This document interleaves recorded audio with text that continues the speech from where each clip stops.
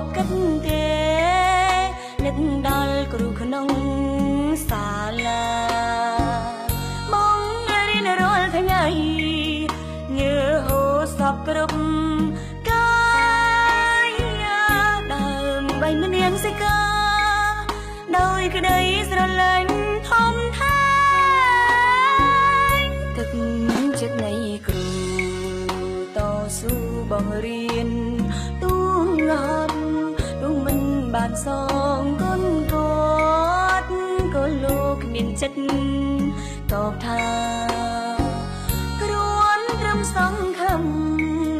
បានឃើញសគ្រប់កាយបានចេញធ្វើការក្តីប្រាថ្នាបានដល់ត្រាយនេះជារឿងពិត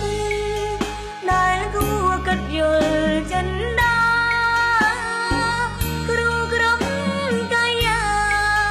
ចិនណាដូចឪពុកម្ដាយទោះបីពេលខ្លាំងស្ដីជេរបន្តិច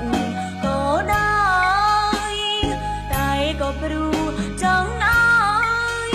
សឹងក្រុមរូបរាយជាល្អម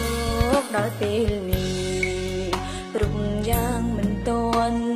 ហួងឡើយរយល់ចិត្តលោកឲ្យហើយកុំឲ្យវេលាហួសទៅខំប្រឹងរៀនសូត្រ